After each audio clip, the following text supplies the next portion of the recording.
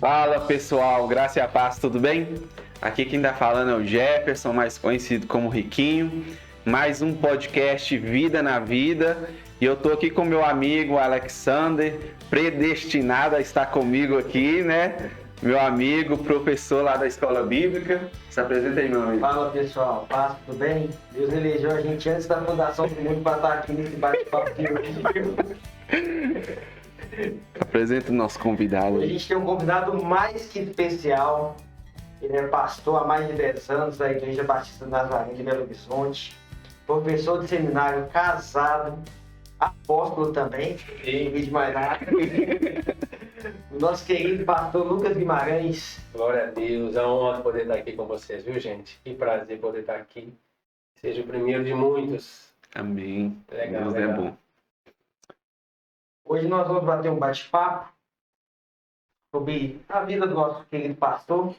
Que a vida do senhor já é uma pregação só. Eu só podia corrigir uma coisa, não é Batista não, é Igreja do Nazareno só. Eu falei Batista? Misericórdia. Nós já começou, hein? Tá bom. Então, Igreja do Nazareno. Nazareno. Nazareno. Deixa eu até deixar aqui. Porque... Ele tem que ler, Tati. No episódio de hoje a gente tem um convidado mais que especial. Ele é pastor há 10 anos da Igreja do Nazareno de Belo Horizonte, professor de seminário, é casado e carrega consigo a seguinte frase: Deus não perde o controle de nada. Com vocês, o nosso querido pastor Lucas Guimarães. Uou! Salve, salve, pessoal. Honra poder estar aqui com vocês. Aqui, com certeza que é a primeira, né? Primeiro de muitos. E é a honra da igreja de vocês fazem parte da minha história. Então, estar aqui hoje é estar em casa. Me sinto em casa. Que honra. Honra poder estar aqui. Tenho certeza que vai ser o primeiro de muitos. Tenho certeza absoluta disso. A gente quer conversar com o senhor, pastor. A gente, para começar esse bate-papo, a gente quer saber como é que foi a conversão do senhor, como que se deu, quantos anos o senhor tinha. Cara, existem vários processos da minha conversão. Teve o dia que eu levantei a mão, teve o dia que eu fui na frente da igreja e teve o dia que eu mudei de vida de verdade. Eu levantei a mão quando me perguntaram se eu aceitava Jesus com 12 anos. Mas eu lembro que foi na sala da minha casa, né? Eu vim de uma família, minha mãe é assembleana do Coque. E, Top demais. assim, eu fui durante muito tempo, quando pequeno, para a igreja. Mas, assim, é aqueles meninos que iam dormir na igreja. E ficava lá, mas não, vou dormir aqui mesmo. Mas, assim, eu lembro que com 12 anos, eu entendi um pouco, levantei a mão na sala da minha casa. Minha tia fez o apelo para mim. Só que ficou aquela coisa, e aí, e agora? Estava sem igreja. Em 2003, eu tinha mais entendimento, então naquele momento eu aceitei Jesus de verdade, na primeira igreja batista do Floramar, onde ali, a partir dali, a minha vida teve uma mudança. Só que não foi aquela mudança. A minha conversão, não a minha conversão, a minha juventude, eu era um jovem muito confuso. Eu era uma pessoa muito instável. Um dia você olhava para mim e eu estava, uau! No outro dia você olhava assim, cara, esse é o irmão gêmeo. É o irmão gêmeo que apareceu aqui, tá assim. Então, assim, eu era muito instável em todas as áreas da minha vida. Eu era instável emocionalmente. Eu era instável nos meus relacionamentos. Com amizades, namoradinha, aquelas coisas todas, eu era instável também espiritualmente. Ministerialmente nem se falava na época. Então, a minha conversão, eu falei assim, ó, a partir de quando que a minha vida foi transformada? Cara, a partir ali de 2005, depois que eu fui pro encontro. Depois, quando eu fui pro encontro, ali assim, a minha vida ela começou... Eu via que aquele Lucas de outro tempo, ele já estava dando indícios de melhor em todas as áreas. Então, assim, eu era instável, mas em 2005 foi quando ele deu uma estabilizada ali. Tá quase com 17 para 18 anos. Aí a partir disso, o senhor veio firmando, foi envolvendo na igreja em si. Cara, então, o que acontece? Nessa época, foi um período em que eu conhecia a Deus. Eu não conhecia a obra de Deus em si, conhecia a Deus, sabe? Aquele primeiro amor, aquele sentimento puro. Tive as minhas quedas, assim, nunca usei droga, nunca bebi, as quedas de adolescentes, jovens, mas assim, não envolvia muito. Aí depois de algum tempo dentro da igreja, ali de 2005, tendo aquele coração ardendo, eu lembro que aí sim eu abri a porta da minha casa para participar de uma célula, mas nunca estando à frente de algo. Sempre ali participando, ajudando o que precisar. Mas nunca à bastidores, frente. né? Sempre nos bastidores. Então, assim, nessa época ali, no início da conversão, eu não tive muito envolvimento direto com a obra, não. Senão, abrir a porta. A maior obra que eu fiz, assim, né, no início ali, foi abrir a porta da minha casa para ter uma célula. Acho que também já é algo extraordinário. Né? Se você não tem uma célula na sua casa, é bênção, viu, gente? Cara, eu sei que foi algo que começou a me moldar para o ministério. Foi ter aberto a porta da minha casa para uma célula. Então, assim, hoje ainda eu vou falar um pouco mais disso, do quanto isso foi importante, mas é algo sensacional. Uma célula também que fez parte da nossa igreja, né? Cara, o que acontece? Eu não lembro agora qual o ano que foi. Eu lembro que era da primeira igreja batista, né, Floramar, e eu participava de uma célula do Anderson, da Daiane, que não sei se eles estão lá ainda, e aí a célula multiplicou. Aí a célula ia abrir uma célula lá na minha casa. Eu lembro que o Leozão ia ser o líder dessa célula. Leozão foi o líder e eu lembro que essa célula foi a primeira ou uma das primeiras células que era da rede de células do Pastor Leno, que futuramente se tornou, né, um núcleo na época da primeira igreja batista do Floramar, não nos Solimões ainda, na época acho que era no Conjunto da Cidade. Felicidade. Então, assim, tanto que eu me batizei, hoje Batista Anunciar, mas antes, Conect, antes Primeira Igreja Batista, eu me batizei na Primeira Batista, pastor Juliano na época, que me batizou, também o líder de célula que tinha na época, o Max, que me batizaram, então assim, Só família, né? Só família. Tudo parte de família. Eu achei curioso que o senhor falou que o senhor converteu genuinamente 17 para 18 anos. Sim. E é uma época que a gente decide muita coisa na vida. Qual dificuldade que o senhor passou? Tomar essa decisão de agora viver para Cristo. E qual foi a dificuldade que você falou assim, a Cristo daqui na minha vida vai ter que mudar radicalmente? Cara, tudo mudou. Porque eu lembro que essa idade, a época que meu coração voltou totalmente para Jesus, foi uma época em que eu estava formando escola.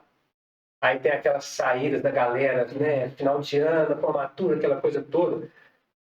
E eu lembro que eu saía com a galera, mas na mesa ali, todo mundo bebendo, eu com um copo de Coca-Cola.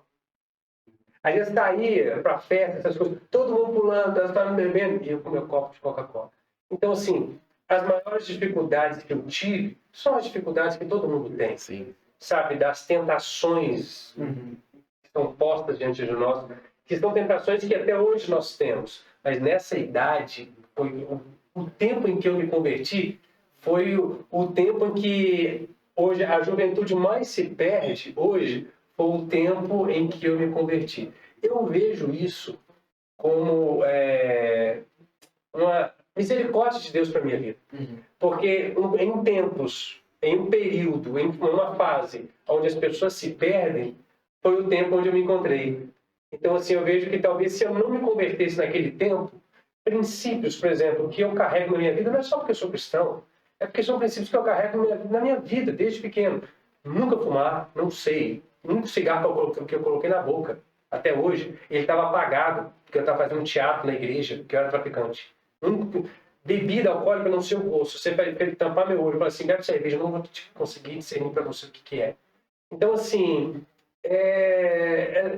são princípios que eu carreguei na minha vida, então eu trouxe esses princípios na minha conversão. Você está entendendo? Só que se eu não tivesse, talvez, convertido nesse período, onde ali os conflitos das tentações, né, dos hormônios, se eu não me convertesse naquele momento, eu teria tido, talvez, muitos problemas.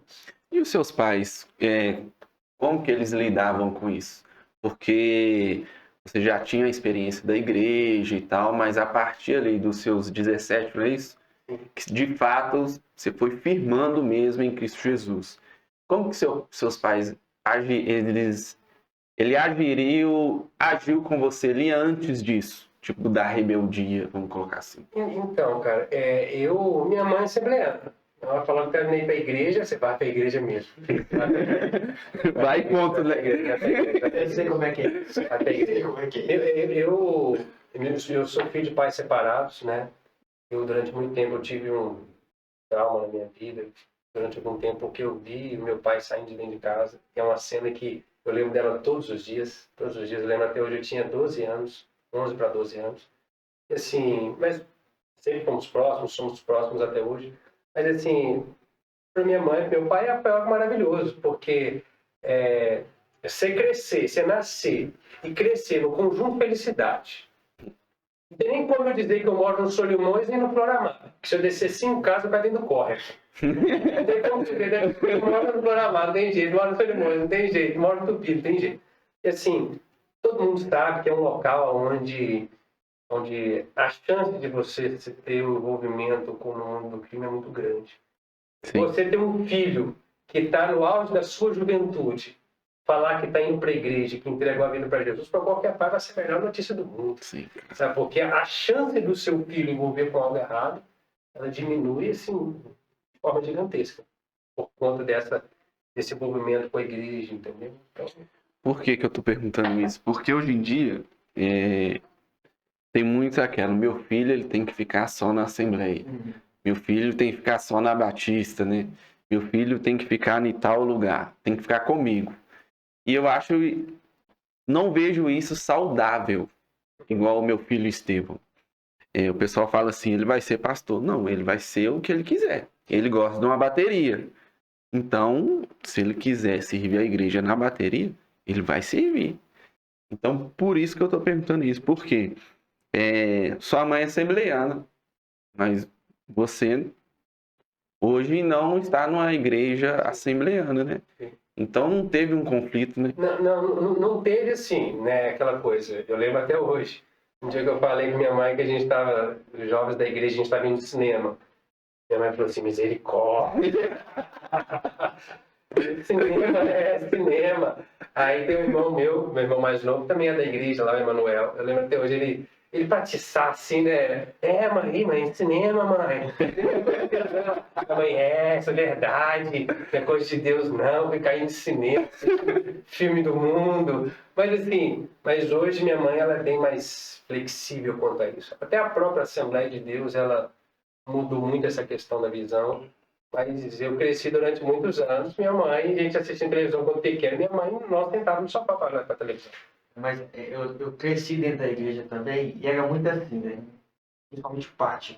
Meu pai é tão rígido que algumas coisas a gente não podia ver. Eu lembro até hoje, quando lançou Narnia, gente, Narnia, C.S. Lewis. Falando que não podia ver, que era filme do demônio, tudo. E uma bolha, né? Isso acaba, eu vejo como muito prejudicial para a criança depois. Porque, igual, imagina, por exemplo, essa criança que ela está numa bolha quando ela está na sua casa. Sim. Mas imagina ela na escola. Eu sofri, eu lembro até hoje de um episódio. Eu gostava muito de Dragon Ball. Não. Principalmente o Dragon Ball Z. Todo eu assisti. Eu lembro quando não vou saber exatamente o ano. Mas eu assisti na sala e foi uma época que o Mr. Satan ganhou o campeonato, o torneio de artes marciais. Foi mais. Minha mãe na cozinha fazendo comida.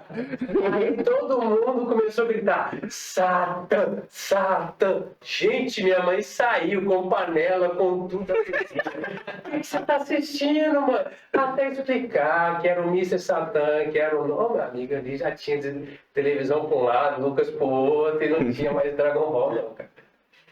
Até hoje eu assisto meio escondido meu pai, se eu tá vendo isso, desculpa.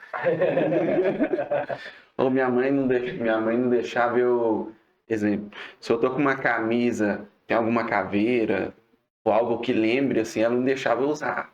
Assim, você acredita que minha mãe sempre me ensinou isso também. Eu lembro até hoje, no encontro que eu fui, encontro com Deus, primeiro encontro com Deus que eu fui, da primeira Batista, eu fui com a camisa do Slayer. Slayer em inglês, se não me engano, quer dizer assassino, algo assim, cara. Eu fui com a camisa também do U2, que eu gostava de rock na época. Eu tive minha época de rock and roll, eu tive minha época de funk, eu tive minha época de rap melódico, heavy metal, um monte de coisa. Aí eu lembro que tinha a camisa da Caveira, eu me senti mal. Eu lembro que pediram para entregar as coisas, você não se sentia bem, eu entreguei a camisa do U2, entreguei a camisa do Slayer, não sei se vocês botaram fogo, o que fizeram lá. Eu acho que alguém deve ter pegado. Eu entreguei, pelo menos eu entreguei. Então, assim, foi porque foi me ensinado isso, entendeu? Então, essa raiz assembleiana, agradeço por esses princípios. Se não fosse a Assembleia de Deus, eu creio que hoje a gente nem estaria aqui, né? Não, com certeza não. Então, nós somos gratos à Assembleia de Deus. Com certeza. Mas igual, o senhor é pastor. Sim. E o senhor falou que no começo o senhor queria ficar só nos bastidores, não tinha vontade nenhuma disso. Como que começou essa vontade do senhor? Querer servir, querer pastorear? Cara, aí é onde o caldo engrossa. Por quê? Eu era da primeira Batista, sempre muito bem tratado, sempre muito bem tratado. Mas meu irmão, que também é de lá, conhecia a igreja de Nazareno. Ele falou assim, Lucas, conheci a igreja, vamos lá comigo no culto? Vamos. Mudei para a igreja. Sem conhecer nada de ministério, nem nada. Sabe, cara, eu tava no culto, assim, algo ardeu no meu coração. Eu lembro até hoje que anunciou no culto uma viagem missionária. E quais jovens queriam ofertar ou participarem para essa viagem, para estar na viagem. Eu lembro que eu procurei para poder entregar uma oferta. Eu lembro o dia que o líder de jovens na época, o pastor Warley, ele falou assim, cara, vamos com a gente? O cara não me conhece, me chamou. Eu fui. Cara, eu não tô brincando. Daquele momento para frente, foi que eu comecei a me interessar pelo ministério. Não existia, você perguntar assim, o seu sonho de criança era ser pastor? Não era. Ele foi adquirido no meio do caminho. Então, assim, naquela viagem, naquela aproximação de pessoas interessadas pelo ministério, começou a surgir no meu coração o interesse pelo ministério.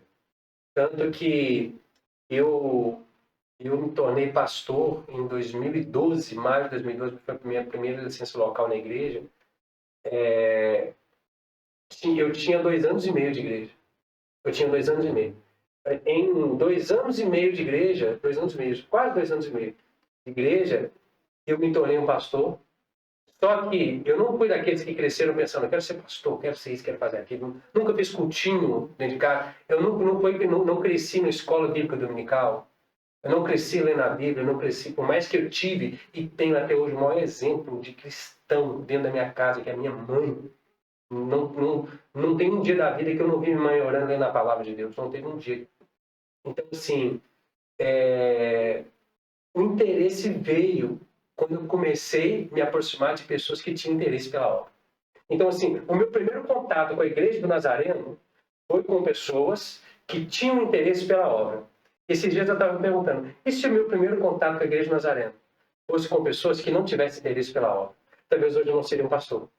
Então, muito de eu ser um pastor hoje, eu devo primeiramente a Deus, mas também devo às pessoas que eu me aproximei. Que são pessoas que eles me mostraram amor pela obra. Vendo o amor das pessoas pela obra, eu também tive amor pela obra. Por isso, aonde surgiu o desejo de ser pastor. Porque hoje a questão de servir a igreja está muito escasso, né? A gente vê igrejas bem grandes e tal, só que o número de pessoas que servem de fato a igreja local ali é um número muito pequeno. Sim. Ou seja, do número pequeno ali, você surgiu. Eu faço parte de um... Eu cheguei na igreja da Igreja Nazaré em 2009. Final ali de 2009, do meio para o final de 2009. Assim, não almejava nada, só cheguei na igreja, achei legal e tudo, fiquei ali. e sem envolver muito. Quando comecei a envolver, eu via que tinha muita gente que eu via muito na frente, às vezes, da igreja, mas, nossa, essa pessoa é envolvida. Essa pessoa é envolvida. Na hora que eu via, não era tão envolvida assim, sabe? Assim, porque nem sempre aqueles que nós vemos no culto são aqueles que, às vezes, colocam literalmente a mão no arado, entendeu? Então, assim, eu vejo, assim, hoje, não na Anunciada, na Nazareno, em qualquer igreja, uma deficiência que nós temos. Está até na própria palavra, né? A seara é grande e poucos são os trabalhadores, poucos são aqueles que são os ceifeiros. Então, assim, é uma deficiência. E uma das coisas que me motivou também foi ver essa deficiência, essa falta de mão de obra. Então, assim, eu nunca entrei em um lugar que tinha alguém e eu tomei esse lugar. Não. Eu entrei em lugares que não tinha ninguém.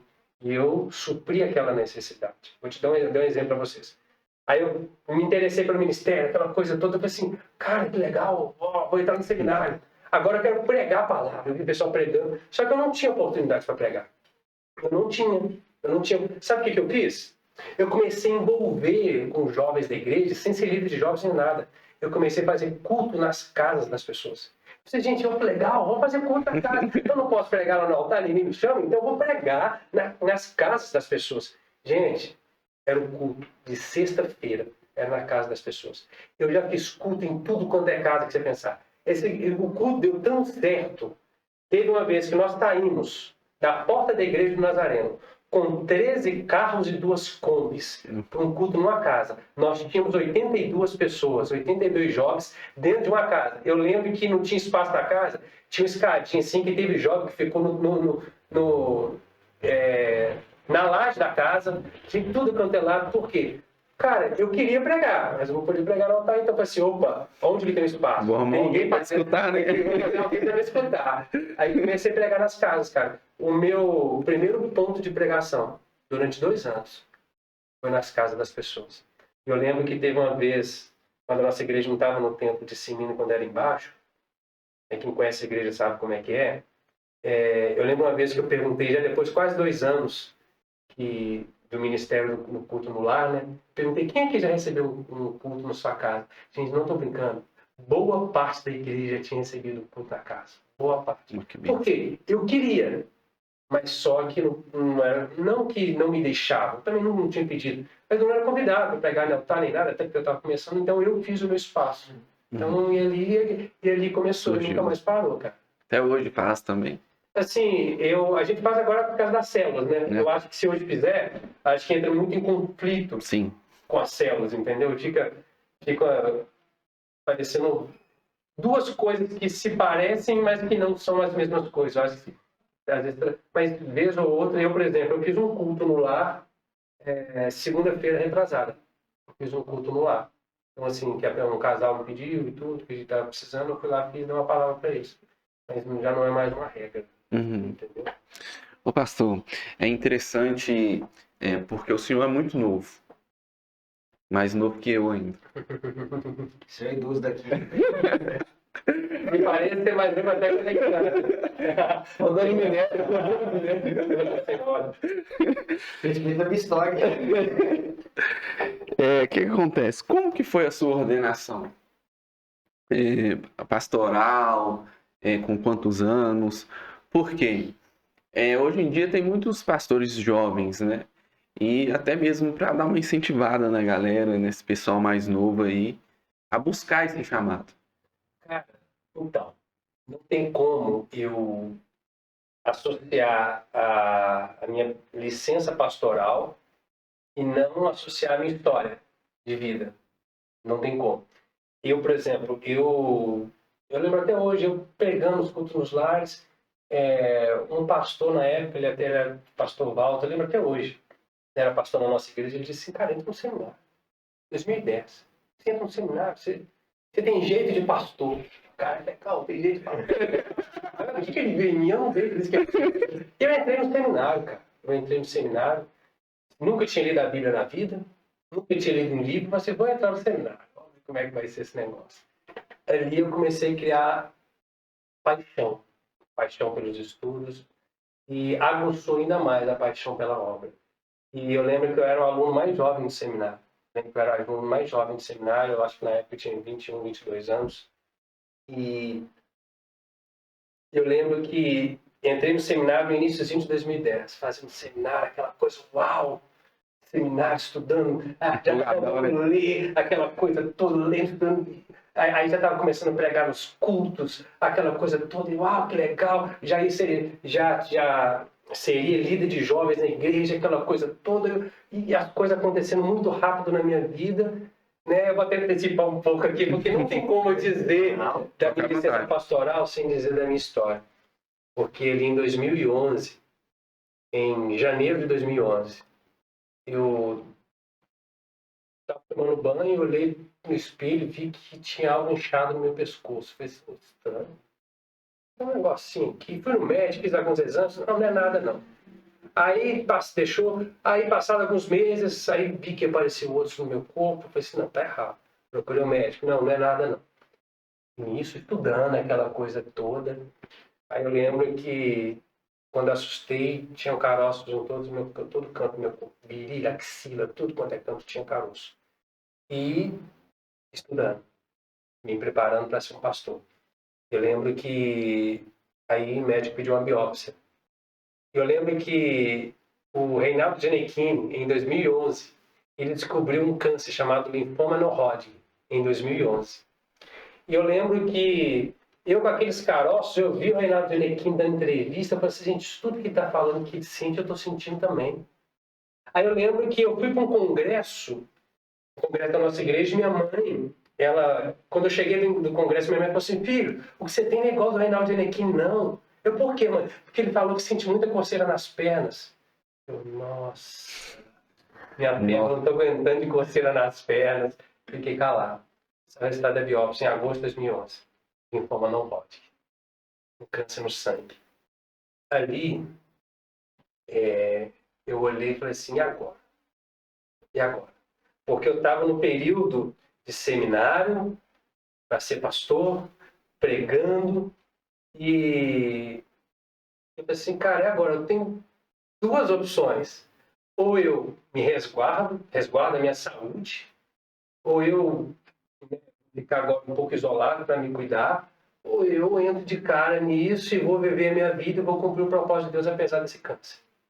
Cara, eu lembro até hoje, eu dentro do carro, chorando sozinho, eu falei com Deus, falei assim, Senhor, eu tenho uma doença, mas eu nunca vou viver uma vida de doente. Eu segui a minha vida. E no meio do meu tratamento, no início ali eu comecei o tratamento no final ali de 2011, em maio de 2012, eu estava careca. Estava carequinha. Eu não tinha sobrancelha. Eu não tinha um pelo no corpo. Eu estava parecendo uma lagartixa, né?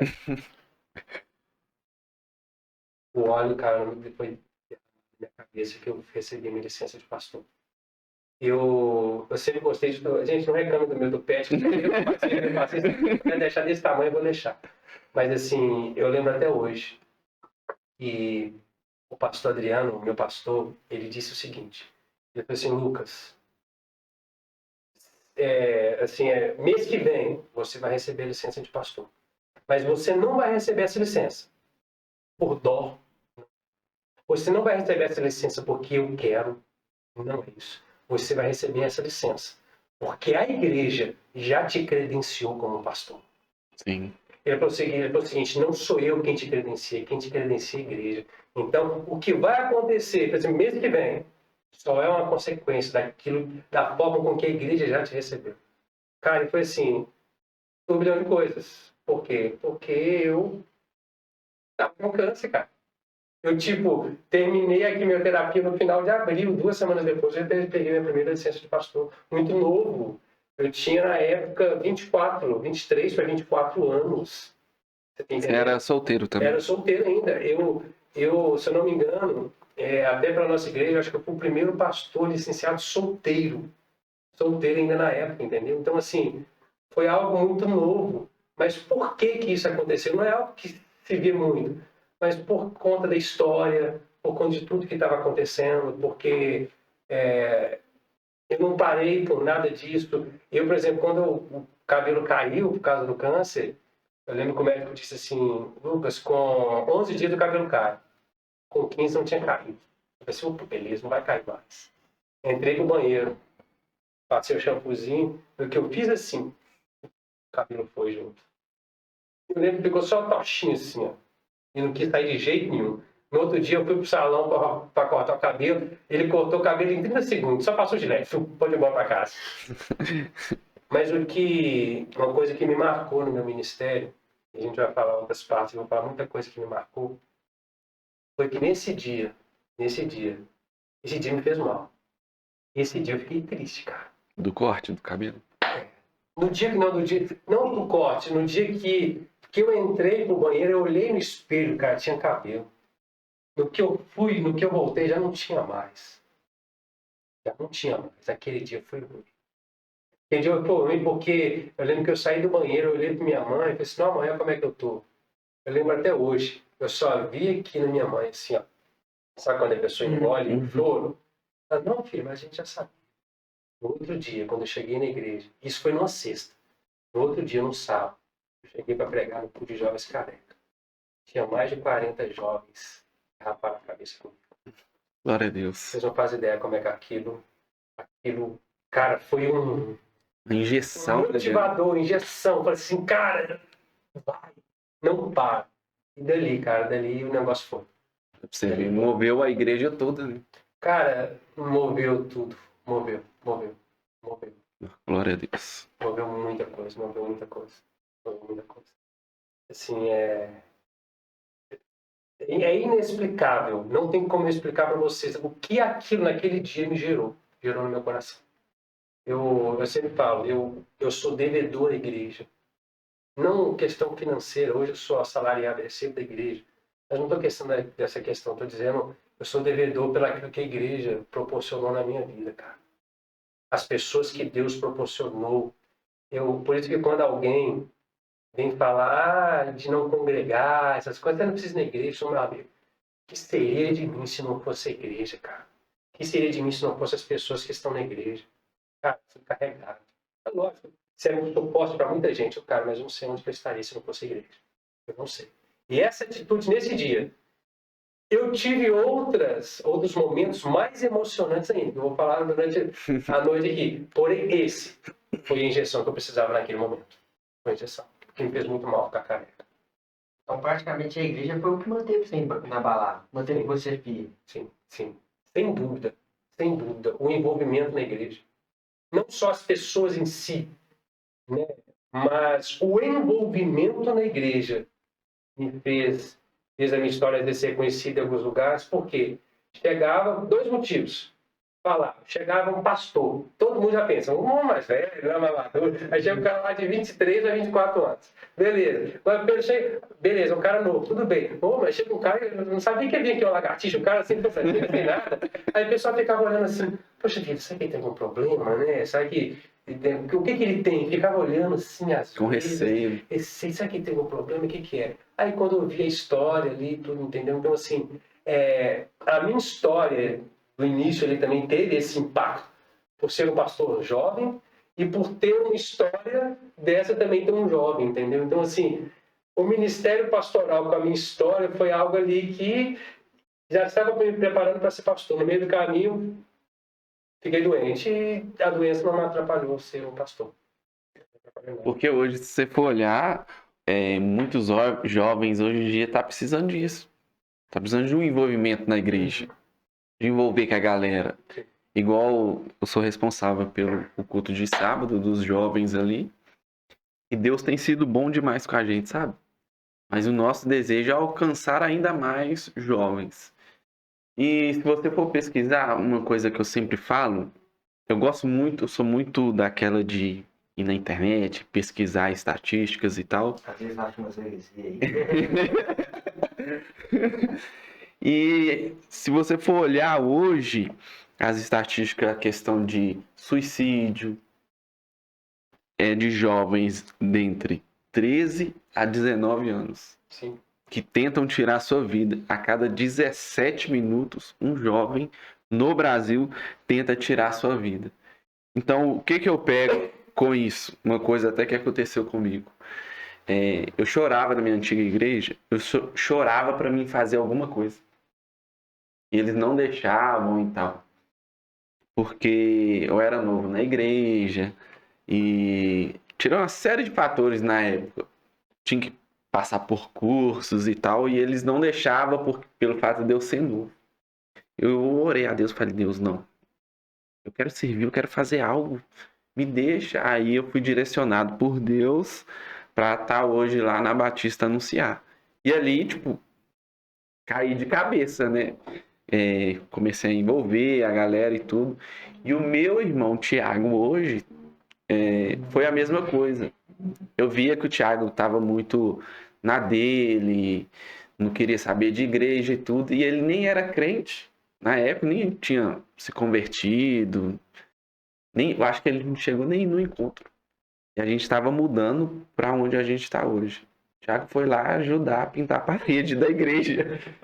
Ele não deixava a gente botar o louvor dentro de casa. Tipo assim, o que eu aprendi? Até mesmo com a sua história. Que o envolvimento em si dentro da igreja ali salva pessoas. Sabe? Muito, muito.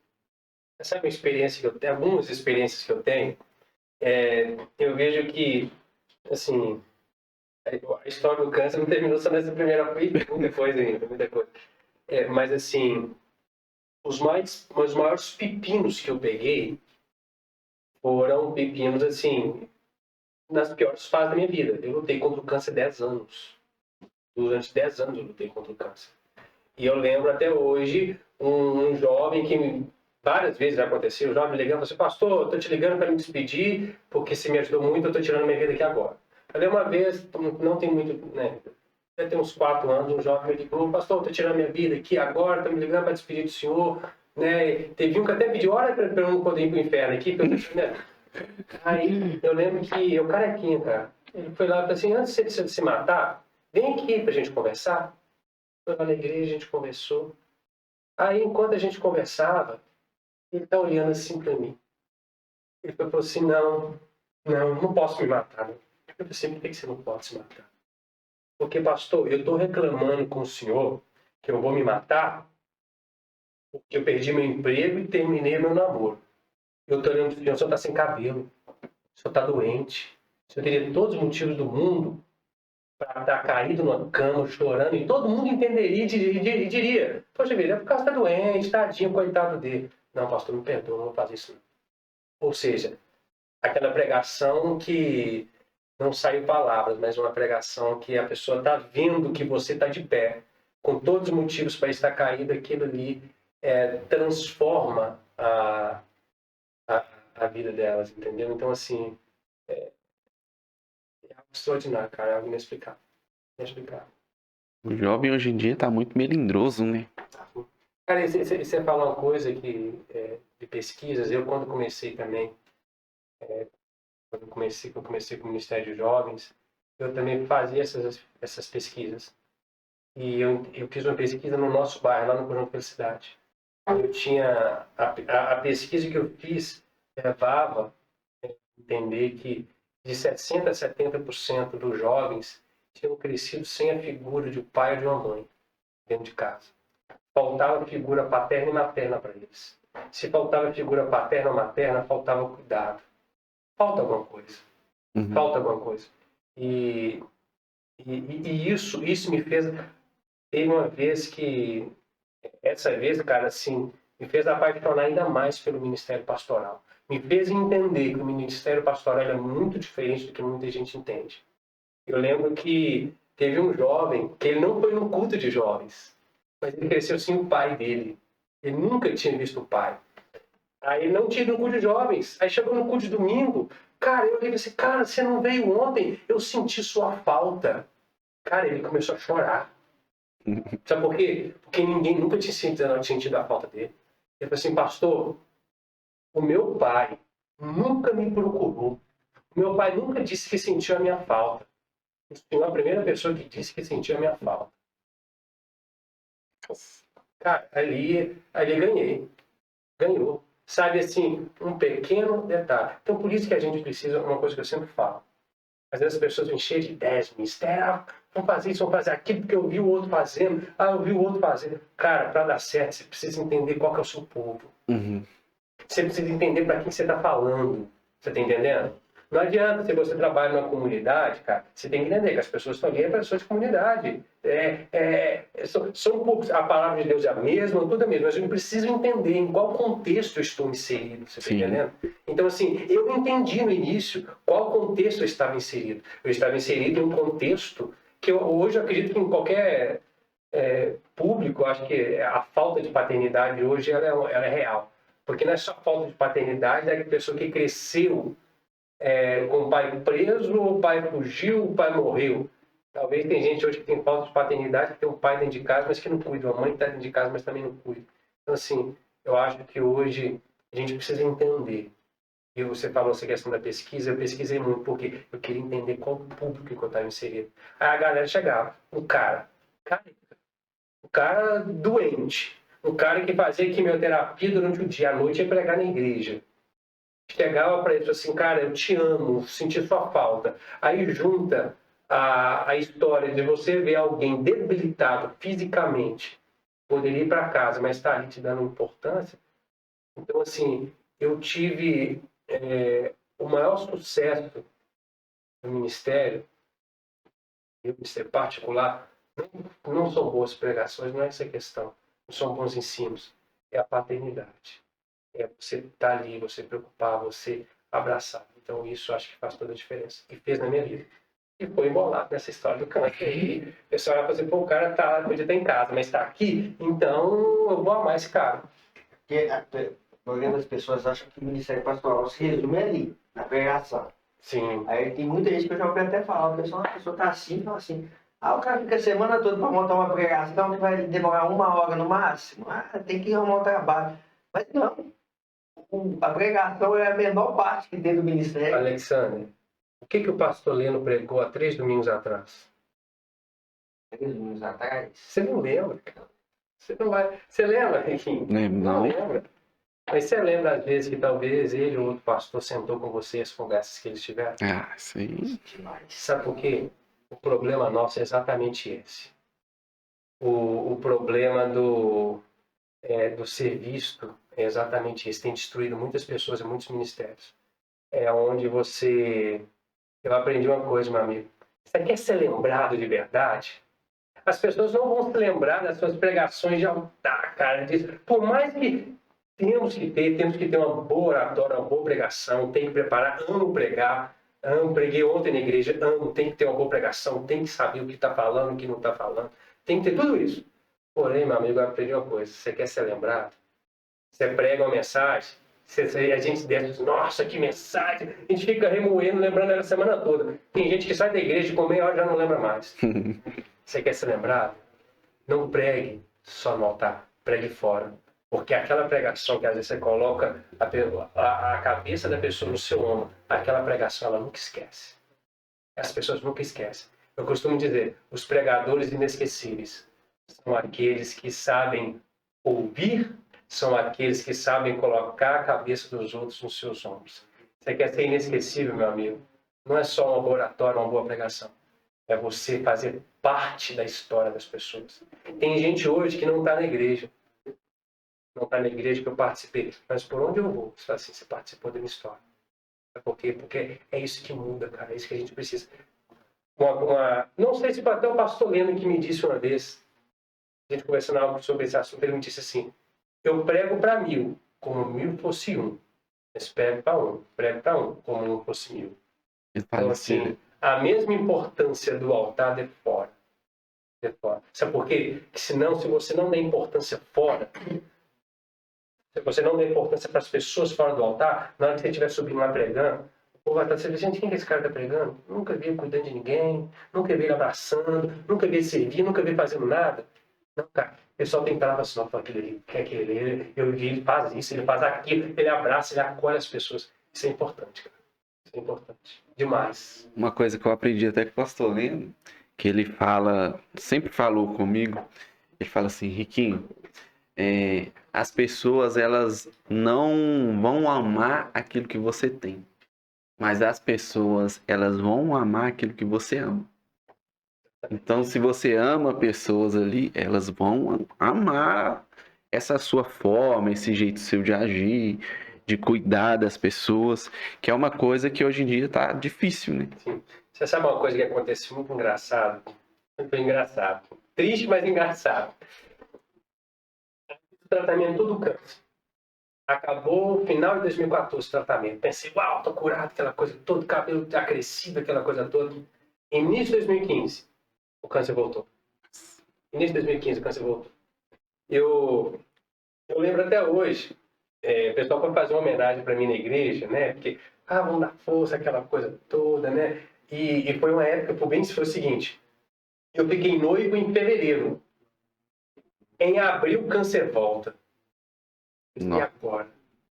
Depois a gente já tinha começado a construir a nossa casa, aquela coisa toda. Eu disse, não, vamos casar. Vamos casar. Vamos casar, tanto eu não vou parar nada. Assim como da primeira vez eu não parei nada na minha vida, não vai ser agora. Tanto que eu fiz quimioterapia numa terça e casei no sábado. Nossa. Casei no sábado. Eu lembro que eles foram fazer uma homenagem no culto pra mim, né, aquela coisa toda, e tinha uma pessoa que foi fazer homenagem, sabe? Eu senti, assim, gente, será que essa moça tá achando que eu vou morrer? Uma despedida, cara. Eu tô zoando aqui, foi uma despedida. Gente, parece que tá despedindo como eu vou voltar. Sabe? Eu lembro que eu peguei o microfone e disse assim, gente, eu não vou morrer. Vocês podem ficar tranquilos. Isso não é o que eu acredito. É uma coisa que eu sempre tenho dito. A fé não é o que eu acredito. A fé é o que eu sei. Eu não acreditava. O que eu acredito? O que eu acredito é que pode ser que vai acontecer. Eu acredito que o Cruzeiro vai ganhar, mas pode ser que não ganhe. Eu acredito que o Galo vai perder, mas pode ser que ganhe. Você está entendendo? Isso é o que eu acredito. Fé não é o que eu acredito, fé é o que eu sei. Eu tenho plena convicção, não. É certeza, né? Eu tenho Ou seja, o que é fé? É fé eu vivi a cura antes dela chegar. Então, assim, eu lembro que eu disse para a igreja, gente, só dizer uma coisa para vocês. Deus nunca perde o controle de nada. Eu não vou morrer, eu vou voltar. Então, assim, sabe? E eu não trouxe isso só com palavras, eu trouxe isso também com atitudes. Sabe? Meu dia a dia era esse. O meu dia a dia era esse. Tinha um dia que eu queria estar em casa, passando. Não estou dizendo que eu ficava bem com a quimioterapia, não, eu ficava mal, cara. Uhum. Nunca usei droga, mas acho que um doidão fica igual eu ficava loucão, mas eu estava lá na igreja, eu estava servindo. A única vez que eu precisei me ausentar foi em 2018. Que ali foi quando o caldo engrossou e o negócio foi feio. Mas aí, mais pra frente, a gente fala do que aconteceu em 2018. Mas eu acho muito curioso, porque a primeira vez que eu teve câncer foi pouco tempo antes do seu ordenado. Sim. A segunda, o seu pouco tempo antes de casar. Até quando o senhor me contou, porque, gente, para mim isso é uma clara provação mesmo. É como se fosse praticamente dizer assim, você quer isso mesmo? Tá bom, só para fazer um testezinho aqui. E é muito motivador ver isso, de verdade mesmo. Porque tem aquilo que a gente até falou hoje, os jovens hoje desistem fácil de qualquer coisa. Sim. Não, eu estava no Ministério Pastoral, estava no seminário. Não, tinha uma nota ruim. Isso não é para mim, não. Sim. Às vezes prega ali uma vez ou outra, ou às vezes foi aconselhar uma pessoa, não se sentiu bem. Isso não é para mim, não. Não, o senhor teve talvez a doença que mais mata no mundo hoje. Simplesmente venceu ela nos momentos mais difíceis. Sim. E não desistiu. E tem um detalhe, meu padre. Quando eu descobri a doença em 2011, a doença tinha 4 estágios. Quando eu descobri, ela estava no quarto. Ela estava no quarto. Eu preguei uma mensagem ontem na igreja, que quando eu preparava essa mensagem, eu pensava na minha história. Eu preguei 1 Samuel capítulo 1, a oração de Ana. Que é interessante que o texto vai dizer que o Senhor, Deus, cerrou o amado de Ana. Não foi o diabo, não foram os invejosos da igreja, foi o Senhor, cerrou o amado de Ana. Cara, eu fiquei assim, por quê? Deus cerrou o amado de Ana. Sabe? Porque Ana colocava toda a sua confiança, toda a sua esperança em ter um filho. tudo que ela esperava é ter um filho. O filho era o motivo da alegria de Ana. E não ter um filho era o motivo da tristeza de Ana. Ou seja, Ana, o que ela poderia ter era o motivo da sua alegria. E o que ela não tinha era o motivo da sua tristeza. E Deus foi falando comigo, falou assim, cara, a questão é, eu preciso ser o motivo da sua alegria. E às vezes Deus serra a nossa madre. Às vezes Deus tira algo de nós. Porém, pastor, misericórdia, o que é isso? Calma. O que quando Deus retira, é para um propósito. Quando o diabo retira, é para a morte. Deus retira para cumprir algo. Vou dar um exemplo para você. Se não me engano, versículo 18 de 1 Samuel. Os versículos estão dizendo que Ana entrou triste, que a boca dela se mexia, Eli pensa que ela está embriagada, aquela coisa toda, e Eli dá uma palavra para ela, que a graça do Senhor esteja com você, que a paz do Senhor esteja com você. E o texto diz que Ana seguiu o seu caminho e seu semblante já não era mais triste. Sabe o que eu aprendo com isso, gente? Ana ficou feliz. Mas antes de Samuel nascer. Sim. Ana teve sua sorte restaurada. Mas foi antes de Samuel nascer. Quem restaurou a sorte de Ana não foi Samuel. Quem restaurou a sorte de Ana foi Deus. Então, ou seja, antes de Samuel vai nascer nos próximos versículos, depois. Então, ou seja, nós não precisamos de que os milagres aconteçam para que a gente seja feliz. Eu não preciso que a enfermidade vá embora para eu colocar um sorriso no rosto.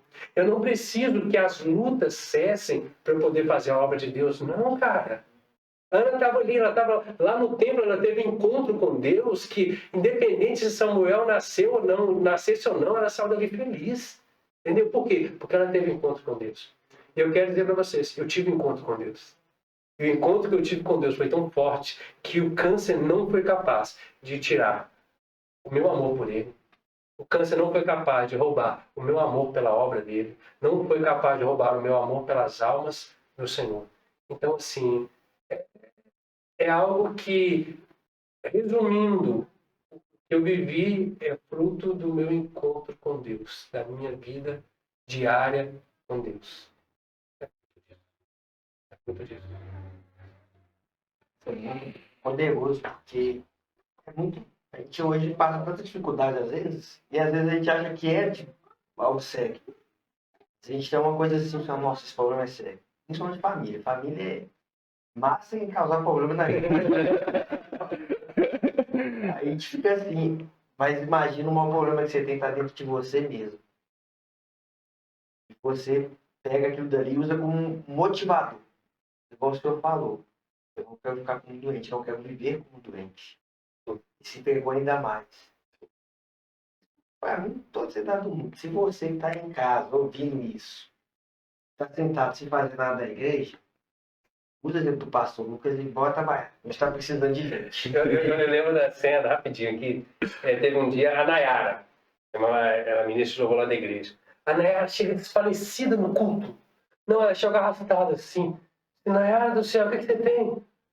O senhor pastor, não, se você não ficou em casa, fica em casa, pastor. Eu fiz minha terapia, você vai pra igreja. Na hora que eu falei com minha mãe que ia ficar em casa, eu não tive coragem de ficar em casa. Você cumpriu minha terapia, tá na igreja, eu convido para ficar em casa. Eu disse, não, você vai em casa. Não, vou ficar aqui mesmo, vou ficar.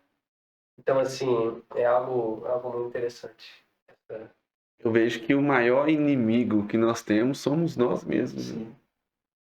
Porque qualquer coisa a gente fica debilitado, a gente não quer avançar, começa um curso e não termina, começa um estudo e não termina. E tipo, se for olhar, a gente não tem nada. Mas o senhor, com esse processo todo aí, estudando e tal, avançou, né? Cara, eu formei no seminário Nazareno, fazendo tratamento de quimioterapia. Eu formei no Carisma, fazendo tratamento de quimioterapia. Então, assim, isso nunca foi empecilho para fazer as minhas coisas. Nunca foi um empecilho para eu casar, para cumprir o propósito de Deus. Nunca faltei de culto, assim, por conta disso. Então, assim, não tive tantos problemas. Até 2018. Conta pra gente. Tô até curioso. Não deixar mais ainda. Por que acontece? Fiz o tratamento todo. pela segunda vez. E em 2017, final de 2017, eu, problema de garganta, procurei um médico, né? Veio o problema de garganta, ele olhando e falou assim, Lucas, tem 2 caroços aqui. É, é bom você dar uma olhada. Eu fui no meu oncologista, ele pediu alguns exames, disse crente que seria alguma coisa, né? Aí pediu biópsia. Saiu o resultado da biópsia. O câncer tinha voltado pela terceira vez. Só que tem um problema dessa vez. Todas as outras vezes eu fiz quimioterapia. Só que ele falou assim, Lucas, seu corpo já não... Adianta explicar que a quimioterapia não vai ter tanto efeito. É a mesma coisa quando você repete muito um remédio. Sim. Vai chegar uma hora que ele não vai fazer tanto efeito. Ele falou o seguinte, para você só tem uma forma. Transplante de medula óssea. A chance de... Não sei como é que é hoje, se as coisas mudaram, mas a chance de uma pessoa morrer no transplante era de 25%. 1 em cada 4 morriam. E a chance de você achar um doador de medula é 1 em 100 mil. Aí o médico disse, Lucas, eu já vi gente chegando aqui com quase 20 irmãos, e nenhum ser compatível com eles. E eu gelei. Disse, uau, eu só tenho 2 irmãos. Aí fui fazer o exame de compatibilidade de medula. Aí na hora que eu entrego o exame pro meu médico olha e fala assim, isso que eu chamo de filho de mesmo pai e mesma mãe. Os 2 são 100% compatíveis com você. Os 2. Mas aí, graças a Deus, eu fiz um milagre maior ainda. E eu não precisei deles, porque eu fui meu próprio doador. Eles tiraram a minha medula, trataram ela, vieram com quimioterapia e me arrebentaram todo, que eu quase morri internado. E vieram pegar a medula que tratou e implantou em mim de novo. Mas tem algo que... 2 episódios que me marcaram na minha história, que eu nunca vou esquecer disso. Fé não é o que eu acredito, fé é o que eu sei. No dia 9 de maio de 2018, foi o dia que eu me internei fazendo transplante de medula óssea. Na hora que eu entrei no quarto, eu disse para a enfermeira, qual a pessoa menos tempo ficou internada aqui até hoje? Ela, 21 dias. E o tempo é de 30 a 60 dias. Então, tá.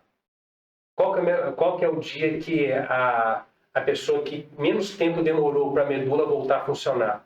Porque você faz quimioterapia primeiro, depois você recebe a medula. Ela falou assim, 11 dias. Tá. Eu falei para ela assim, eu vou ser a pessoa que menos tempo vai ficar internada aqui. Você sabe o que a enfermeira falou para mim? Todo mundo fala isso. Ela falou para mim, todo mundo fala isso. Eu passei os meus piores dias internado naquele hospital. Eu cheguei a um ponto de ter um dia que eu comecei a me debater e minha temperatura foi de 35 a quase 42 em 5 minutos por causa de um medicamento que eu estava tomando. Tive que chegar com um tanto de cubo de gelo no meu corpo todo assim para a febre abaixar e tudo.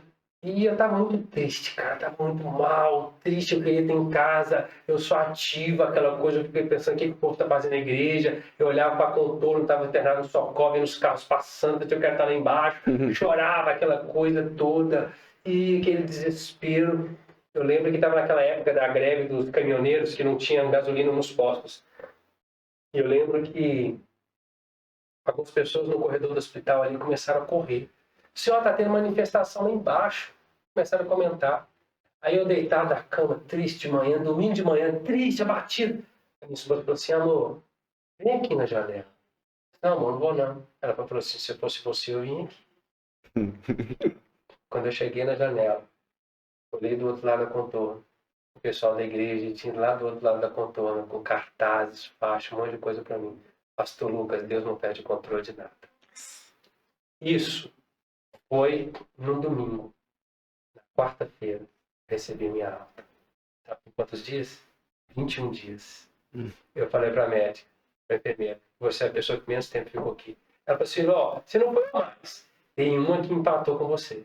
Aí ela voltou, ela teve que voltar para o hospital e falou assim, ó, e não é o que você falou aconteceu de verdade? Eu falei com ela, isso é fé. Não é o que eu acredito, é o que eu sei. É a plena convicção. Antes que aconteça, eu já vi como se já tivesse acontecido. Então, assim, foi algo que marcou minha vida. Marcou. Marcou literalmente. Dá pra fazer um livro aí. Ó, ele vai sair logo. Ó. Mas eu não quero, eu aprendi uma coisa. A doença foi um meio, não é o todo. Se eu chegar para pregar, se eu tiver uma igreja, se eu tiver uma igreja, eu for pregar na sua igreja e falar só do meu testemunho, você não me leva lá de novo. Você não vai querer escutar meu testemunho 2 vezes? Uhum. Eu pincelo meu testemunho. Você Sim. tá entendendo? Eu pincelo meu testemunho. Eu sei que o testemunho, a doença, foi um meio que Deus encontrou para cumprir um propósito dele na minha vida. O propósito de Deus não é que eu seja curado. Curado eu já estou. Eu sei que eu não vou morrer de doença. O propósito de Deus é que eu alcance almas. Então, assim, o câncer, a doença foi um meio. Então, assim, eu não quero escrever um livro só da minha história. Eu quero escrever um livro que a minha história faça parte do livro, não um livro da minha história. Entendi. Tá entendendo? Eu quero, mas é algo que já está. Vai sair esse ano ainda? Não sei, não. Esse ano não, mas já tenho muitas anotações. É porque tem uns caras viciados em livro aqui, entendeu? Mas por causa disso, eu quero algo ministerial, teológico e pessoal da minha história. Eu quero algo que englobe tudo isso, entendeu? Eu quero mostrar o que eu vivi teologicamente. Enquanto isso acrescentou no ministério. Entendeu? Então, assim, às vezes você lê um livro só teológico, fica aquela, às vezes, não é para todos, é só para quem gosta de teologia. Mas quando você pega só um ministerial, falando só de ministério, quem às vezes gosta de muita teologia, talvez não goste, não vai querer ler. Então, assim, você pega algo que abrange, né, aumenta o alcance das pessoas. Então, Praticamente uma teologia prática. Né? Exatamente. Os meus ensinos são práticos. Os meus ensinos de teologia são práticos. Eu tento fazer que sejam práticos. Isso é algo que está em falta, né? Porque a gente tem sempre os dois lados da moeda, né? Tem um lado que é só o teológico, né? Fica complicado você aplicar aquilo na sua vida pessoal. Porque o que difere uma mensagem, uma pregação em si disso, no estudo, é a aplicação. Sim. Aí você tem aquela pessoa que está só preocupada com o teológico, mas também do outro lado você tem aquele que só está o prático. Sim. Sendo que, na verdade, o correto é aquele que é teológico, mas o teológico prático. Exatamente. Não tem equilíbrio. Não tem. Qual que é o problema quando você é só prático? O problema quando você é só prático é o cara que vive da sua doutrina. O que é você viver da sua doutrina? É você dizer o seguinte: eu dei 2 pulinhos para a direita e 1 pulinho para a esquerda. E apareceu R$1 milhão na minha conta. O cara, Ou seja, as pessoas transformam experiência pessoal em uma doutrina. Esse é um problema. Um dos problemas é esse, você transformar a sua experiência pessoal em uma doutrina. Não. A doutrina que eu prego é aquela que eu vivi, que está na palavra de Deus. Porque senão, eu não posso dizer para você, cara, eu fiz assim, então vai dar certo. Não, pode ser que seja uma experiência pessoal. Eu vejo que muita gente tem transformado experiências pessoais em doutrinas. E isso tem dividido muitas coisas. Então, ou seja, é a mesma coisa por outro lado. A teologia. Você usa só da teologia, mas você talvez não teve prática, você não conseguiu aplicar aquilo, então fica parecendo uma palavra jogada ao vento, entendeu? Agora, quando você une essas duas coisas, cara, aquilo ali tem... Você fala assim, cara, eu prego isso, eu vivi isso, eu experimentei isso, eu tive lá, então pode ir que vai dar certo, e tá na palavra de Deus também. Então, cara, é outro nível. Eu acho interessante que eu gosto muito de célula. A gente vive célula hoje em dia, né? E até mesmo eu aprendi isso com a minha esposa, porque célula você tem que aplicar a teologia, que é a lição de células, não sei se lá na sua igreja é assim, mas também você tem que trazer algo para envolver todo mundo. Aí o que a gente faz? A gente sempre inventa algo, eu e minha esposa, para aplicar na célula ali, mas que aborda a lição. Igual a última vez que eu fiz na minha célula terça-feira, falando sobre a igreja, a união da igreja e tal. Eu levei uns copinhos de café, que esse copinho de café... Por que você não chamou para essa célula? e tratei sobre união. Porque eu gosto muito dessa questão de união, de negócio em grupo. Aí coloquei umas letras nos copinhos ali e tudo.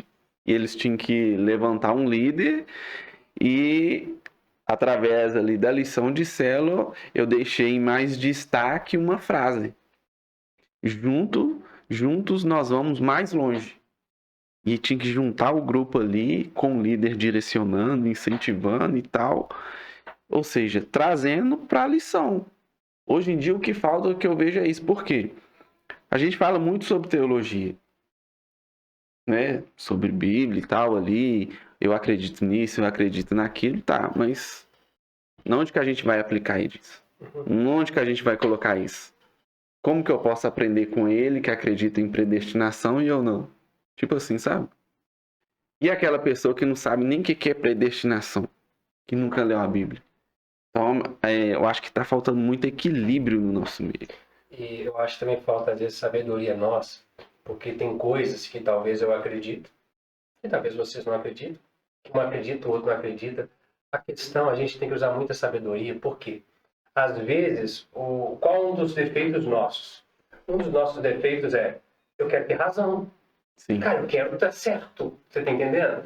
E por eu querer estar certo, eu vou defender a minha tese em qualquer lugar. Cara, às vezes tem um novo na fé. A pessoa nem sabe, porque às vezes a gente querendo defender a nossa tese, isso, aqui, se é pós-milenista, se é pré-milenista, se é isso, se é aquilo, se é o outro. Cara, não, tem coisas que Deus preparou numa sala. Tem coisas que Deus preparou para o meu quarto. Tem coisas que Deus preparou ali na sala da minha casa. Tem coisas que Deus preparou para eu poder pregar para a igreja. A gente tem que ter muita sabedoria nesse momento, nessas coisas, entendeu? Então, assim, a teologia, não tem jeito, a gente é essencial. Eu amo teologia, eu amo Sim. estudar. Eu sou louco. Eu tenho filosofia de gastar mais dinheiro com livros que com roupa. Mas eu não posso me pegar debatendo assuntos e colocando coisas que talvez para algumas pessoas ela não vai acrescentar, talvez vai trazer uma divisão no coração delas. Então, assim, eu vejo que aí, na história da igreja, nós vemos muito isso. Muitas divisões causadas não por causa da teologia, mas por causa da falta de sabedoria, do momento de que você vai passar aquilo que você sabe. Tem coisas, meu amigo, que eu vou falar aqui para você. Tem outra coisa que eu vou falar para o outro. Tem outra coisa que eu posso começar com uma pessoa de 20 anos de igreja. Outra não posso começar com uma pessoa que se converteu ontem. Então a gente tem que tomar muito cuidado com essas questões. Porque é uma coisa que eu sempre falo. Eu posso chegar num domingo, na terça, no sábado na igreja e querer preparar o melhor sermão do mundo. Eu passar ali 3 dias, 4 dias só preparando um sermão e tudo. Eu não vou ser responsável por aquilo que eu quero falar. Eu sou responsável por aquilo que as pessoas entendem. Sim. Eu posso querer falar algo, mas eu sou responsável por aquilo que as pessoas entendem. Por isso a gente tem que tomar cuidado nas discussões que nós entramos. Porque a gente talvez está querendo entrar para esclarecer o outro, mas talvez o outro não vai entender dessa forma. Aí, ou seja, aquilo que a minha motivação era para um lado, ele acaba indo para o outro lado. Então, uma coisa eu tenho aprendido. Eu tenho que ser claro com o que eu vou falar e tenho que saber o que eu vou falar. Porque eu não sou responsável por aquilo que eu quero falar. Eu sou responsável por aquilo que os outros entendem. Sabe por quê? Isso aí a gente vê em todo lugar. A desculpa de fazer o mal feito, qual que é? Estou fazendo para Deus. A pessoa que canta mal, desafinado. Não, mas eu não canto para homens, eu canto para Deus. Você canta para Deus? Deus, os anjos adoram o Senhor, os anjos louvam, os anjos cantam para Ele, está lá. Você acha que Deus precisa da minha voz? Não, eu preguei mal, mas eu preguei para Deus. Você pregou para Deus. Ele é o dono da palavra. Eu aprendi uma coisa. O ministério é Deus em nós, a fazer para os outros. Você não canta para Deus, você canta para as pessoas, para que o coração delas seja transformado. Sabe, para que o Espírito Santo, para que elas abram a porta do coração, para que Deus entre lá dentro. Você não prega para Deus, porque Deus não precisa da sua pregação. Ele é o dono da palavra. É Deus te usando para pregar, para convencer os outros. Então, assim, nós precisamos ter esse entendimento, entendeu? De que eu estou fazendo algo de Deus, mas eu estou fazendo para outras pessoas. Então, assim, quando eu entendo isso, eu me cuido, eu preparo uma mensagem, eu paro para pensar, será que eu devo falar isso? Será que eu devo falar aquilo? Será que isso vai vir outro? Sabe por quê? Isso é você ter um coração sensível à dor do outro. Você tá entendendo? Então, assim, às vezes na hora que a gente está querendo aconselhar alguém, você quer matar o cara, a moça, você quer estrangular. Eu já tive vontade de pegar uma pessoa e falar assim, você não está entendendo, não. Ah, Deus não falou comigo. Como é que Deus não falou com você? Se a pessoa chega com o olho roxo. Ah, ele me bateu, eu tenho que terminar com ele. Eu estou orando, Deus me respondeu. Você olha para o espelho, olha a resposta de Deus. Deus já respondeu. Então, assim, a gente tem que ter essa sabedoria. Porque eu sou responsável pelo que o outro entende, não pelo aquilo que eu quero falar. Então, assim, é um cuidado que a gente tem que... Uma coisa que eu sempre falo, o Alexandre vai lembrar disso, eu odeio o tal do tá bom. Vai fazer algo na igreja e tal, arrumar uma cortina. Ah, tá bom. Não tá bom nada não, você é uma protestade que tá agindo na igreja ou na vida, porque não é excelência. Verdade. Não tá trazendo excelência pro reino. O reino, ele merece, Deus, ele merece excelência. Então, toda vez que o pessoal fala, tá bom, aquilo ali me mata. Eu fico, não aguento aquilo ali, me tira do sério. Porque o tá bom é algo que, sabe, eu vejo que não expressa até mesmo a Deus ali. Porque, tipo assim, o Alexander aqui, vou pegar a blusa dele e jogo nele, tá bom. Mas se fosse Jesus, Deus ali, o que ele faria? Porque Jesus, quando ele vai na casa, ele sempre ia na casa das pessoas ali e tinha uma mesa, todo mundo sentava mesmo. Aí as pernas se escondia, ficava a mesa, né? Era todo mundo igual. Trazia união, o pessoal se conversar, todo mundo sentava à mesa. A gente precisa entender, né, cara? Nós precisamos uns dos outros. Eu lembro, lendo um livro, ano passado, isso mudou muita coisa no meu coração. Lendo um livro, no ano de 1950, anos 60, anos 50, não me lembro, um pregador pregando um estádio nos Estados Unidos, em um ginásio nos Estados Unidos. Esse pregador pregou a semana inteira e não tinha ganhado uma pessoa para Jesus. Ele fazia apelo, ninguém aceitava Jesus. Ninguém aceitava Jesus. Só que, naquele ginásio, tinha um dono de uma emissora. E o dono daquela emissora foi muito tocado pela pregação daquele jovem pregador.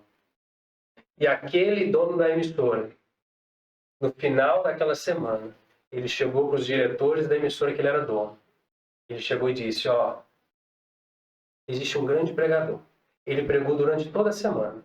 Ninguém se converteu. Mas ele é um grande pregador.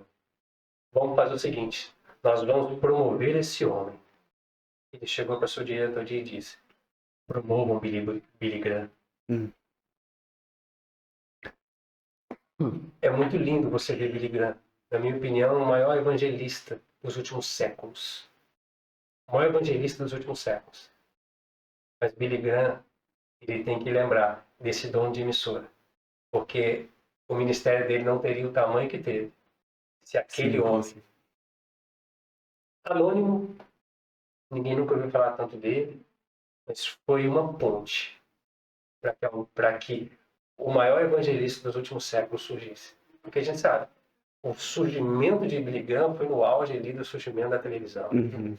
Ele é o pregador, o cara que pregou para milhões e milhões e milhões de pessoas. Mas Billy Graham só apareceu porque um homem anônimo disse, vamos promover Billy Graham. Por isso que eu digo, às vezes o sucesso do ministério não é aquilo que você vai fazer.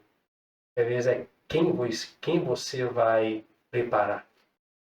Aquele homem, o sucesso dele, para mim, é tão grande quanto o sucesso de Billy Graham. Ele não foi tão conhecido, mas o sucesso foi tão grande, porque foi aquele que promoveu Billy Graham. Acho que a gente tem que ter essa visão, promover as pessoas. Promover as pessoas. O ministério é Deus em nós para servir os outros. Às vezes, só que a mídia, né, mostra o sucesso, são os likes que você tem, os views que você tem, aquilo, isso é o sucesso. Talvez o seu sucesso é você preparar pessoas para que elas possam cumprir o propósito delas. Isso é sucesso, cara. Isso é sucesso. Você olhar e dizer assim, cara, eu participei da história desse grande homem de Deus, dessa grande mulher de Deus. Eu acho isso sensacional. O senhor chegou a ver o filme dele que estava na Netflix? Do Billy Graham? Vi. Sensacional. Sensacional. Eu chorei demais. Sensacional. Chorei muito. A história do cristianismo ela é feita de pessoas anônimas, né? Sim. A gente sempre foca nos grandes. Calvino, Lutero, Spurgeon. Mas a gente sempre for parar para pensar. Quem que discipulou esses caras? E a gente às vezes nem ouve falar quem foi. Uhum. E esses caras foram tão importantes como Lutero, como Calvino, como Spurgeon. A Igreja do Nazareno, a qual eu faço parte, ela é uma igreja que tem uma visão teológica armínio-wesleyana. Uhum. Wesley, a Igreja do Nazareno, ela traz consigo a mensagem de santidade. Quando você olha para Wesley, você vê de onde surgiu um homem como Wesley. Mas quando você olha para a mãe dele, Susana Wesley, você vê o que Susana foi para Wesley. Susana não teve 10%, 5% da fama que o Wesley tem hoje. Mas o Wesley só foi o que foi. Ela teve uma mãe como Susana Wesley. Então, assim, talvez você vê alguém lá, mas é aquela mesma coisa quando você olha para uma linda árvore, cheia de frutos, só que você nunca vai conseguir ver a raiz. Talvez Deus não nos chamou para ser a linda árvore. Talvez tudo que Deus nos chamou foi para ser raízes. A raiz não é aquela que todo mundo passa e diz, oh, parabéns, que raiz maravilhosa. Ninguém passa. Sabe por quê? Porque ela está tampada. Talvez o nosso ministério, talvez seja ser uma linda árvore que todo mundo vai dizer que árvore linda, que frutos maravilhosos. Ou talvez o nosso ministério vai ser uma raiz para alguém. Raiz representa estrutura. O primeiro local que a árvore cresce não é para cima, é para baixo. E para baixo quer dizer é escondido. Então, assim, talvez você vai ser uma linda árvore, que seja. Mas não menospreze também se você for raiz na vida de alguém. Porque raiz fala de sustento, estrutura. Uma árvore nunca será bela e frutífera se ela não tiver uma boa raiz. Então, assim, Susana foi uma raiz para o Wesley. Então, assim, como para todos, cada um teve a sua raiz. Só agradecer aqui os nossos patrocinadores, né? Alex, já ia esquecer. O papo tá tão bom que eu resto da minha vida aqui. Agradecer aqui o Estúdio D2, agradecer a Gisele aqui com a RS Salgados e a Comercial Solimões que vem nos ajudando aí também. Amém, pessoal? É o melhor salgado da região de Belo Horizonte, da região metropolitana. Se você não provou ainda, prove. Tenho certeza que você vai amar. Uau. Eu queria, não sei se está acabando, como é que está a questão do horário. Eu não falei da coisa mais linda que aconteceu na minha vida. Até hoje. Que tem 8 meses que aconteceu. Eu tô me segurando aqui, tô doido que chega nessa parte logo. Cara, eu, por causa do transplante de medula, eu fiz até hoje 67 quimioterapias no transplante de medula óssea. Só que se fizer exame de sangue comigo, com vocês, tenho certeza que o meu é melhor do que vocês ainda. Mas assim, eu lembro que ano passado, eu tenho, né, não sei se é um trauma, o que é, mas eu ando assim. Eu me deparo toda hora assim, procurando caroço, essas coisas. Ano passado, eu procurando, achei um. Esse negócio não estava aqui. Aí eu tinha perdido muito peso. Sintomas do linfoma. Eu cansei no sangue que eu tive. Coceira nas pernas, emagrecimento e febre. O que eu tive? Coceira, emagrecimento e febre. E o caroço. Mas é o câncer. Tirou aqui, você vê que tem uma marca aqui no meu pescoço. Sim. Em setembro eu tirei um caroço. E o médico, quando fez a cirurgia, ele já olhou para as Lucas pela textura, pela cor, provavelmente é o linfoma. E aí passou alguns dias, saiu o resultado. O resultado, aqueles nomes científicos lá, aquela coisa toda, eu mandei pro meu médico. Meu médico, Lucas, parece ser linfoma mesmo. Então agora a gente vai fazer um exame para saber em que estágio a doença está. Fiz a biópsia, agora é imunistoquímica. só para saber que estágio que estava, se é o mesmo tipo de linfoma, aquela coisa toda. Eu tenho a mensagem dele, Lucas, linfoma. Aí eu fui, fiz a imunistoquímica. Com o mesmo caroço lá eles fizeram para saber que estágio estava. E eu vou ser sincero para vocês. Eu tinha entregado. Falei assim, é um câncer. Porque a biópsia já tinha saído. Se agora eu vou me preparar emocionalmente, aquela coisa toda. E a igreja orando, a igreja orando, a igreja orando. Minha família orando, minha esposa orando, minha mãe orando, meus irmãos orando, todo mundo orando. Aí saiu o resultado da imunistoquímica. Mandei pro meu médico. O áudio dele foi: Lucas, eu não sei o que aconteceu, mas nesse exame não tem nada. Eu tenho uma biópsia com a doença e tenho uma comprovação sem ela. Aí, aí um dia me perguntaram: o que é isso? Eu falei: qual dos dois exames estão errados? Eu falei assim: nenhum dos dois. A biópsia estava certa. O outro também está certo. O que fez a diferença é o que estava no meio. Jesus estava no meio. O teu início pode ter sido um, mas quando Jesus entra no meio, o teu final é diferente. Então, assim, eu tenho hoje, fiquei com a marca. É uma coisa que eu aprendi na vida: você precisa ter marca, não ferida. Ferida te atrapalha, a marca te promove. A ferida te atrapalha a andar, a marca te promove, as pessoas te seguem porque vê as suas marcas. Então, assim, hoje eu tenho uma marca, eu tenho um exame que mostra. É o linfoma. Eu tenho outro exame 15 dias depois, com o mesmo caroço dizendo: não, não é o linfoma. Eu fiquei com o último. Amém. Deus é bom demais, porque... E fora que é tão bonito tudo, essa questão da igreja, de tudo que aconteceu, que a gente sempre vê a igreja, né, cara? A igreja unindo, a igreja, sabe, se movendo, se compadecendo, da sua situação ali.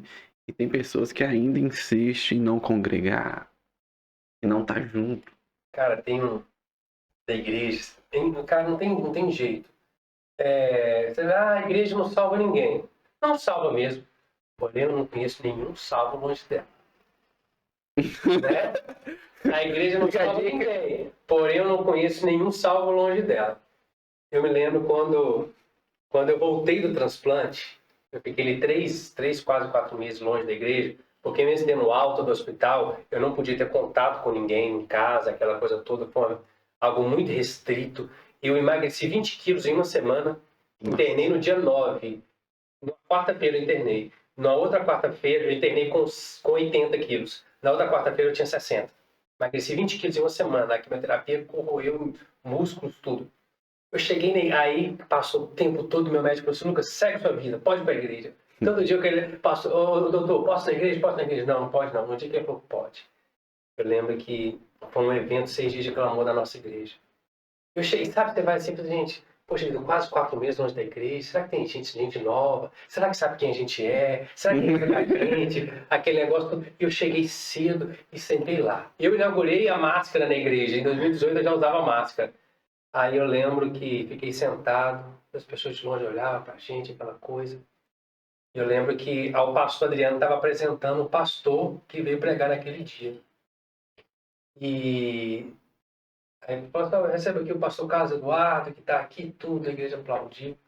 Cara, aí na hora que falou assim: hoje a gente está recebendo de volta uma outra pessoa muito especial. Aí na hora que me pediu para poder ficar em pé. Na hora que eu fiquei em pé, toda a igreja ficou em pé. Vocês não fazem ideia quanto aquilo me fortaleceu. O quanto aquilo me fortaleceu.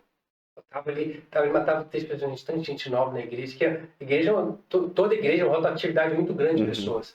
Então, assim, mesmo gente que eu não conhecia, são pessoas que estavam orando por mim. Então, assim, a igreja, eu sou suspeito para falar. Eu sou piolho de igreja. Eu sou piolho de igreja. Eu trabalho na igreja. Eu abri mão de um bom trabalho que eu tinha para estar na igreja, para ser remunerado, para ser tempo integral da igreja. Então, assim, é indispensável. É indispensável. É indispensável.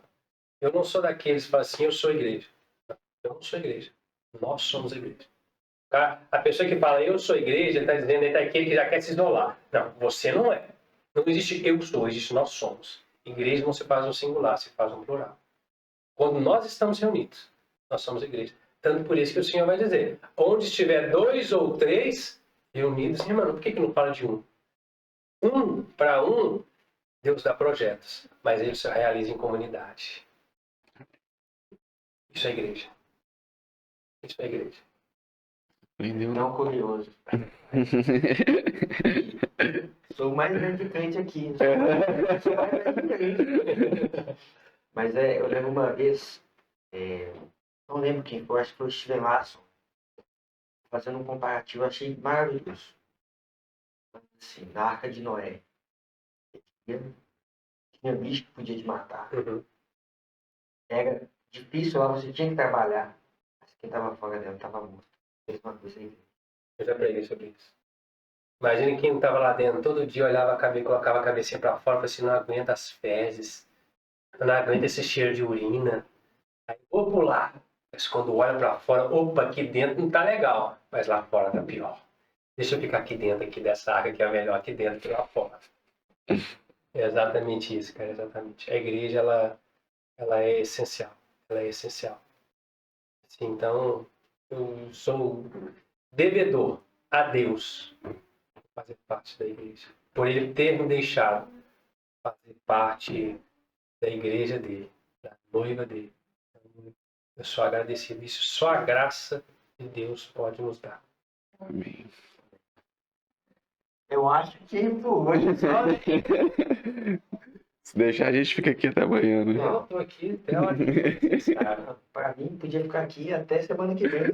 Semana aqui tranquilo. Comida já tem bebida também, tá ótimo já. A gente precisa tudo estar aqui.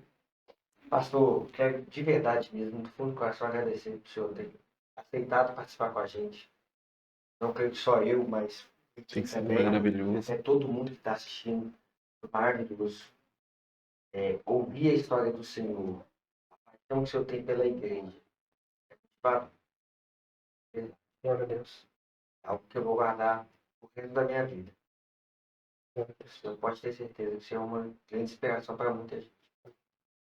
Depois segue lá a rede social, lá eu falo mais um pouco. Tem as fotos lá da minha história, tem muita foto lá. Bem legal. Fala aí só. PR Lucas Guimarães. P de pato, R de rato, Lucas Guimarães.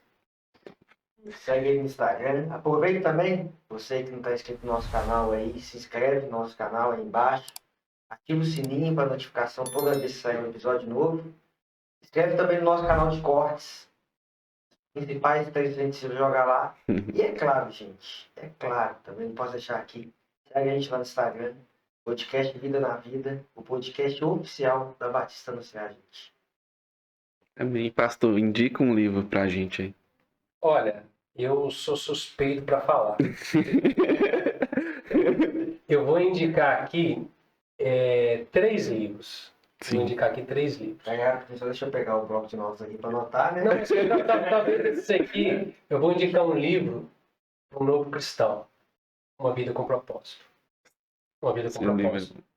Um novo cristão. Um livro para quem gosta de extrair mensagens do livro. A Cruz do Rei.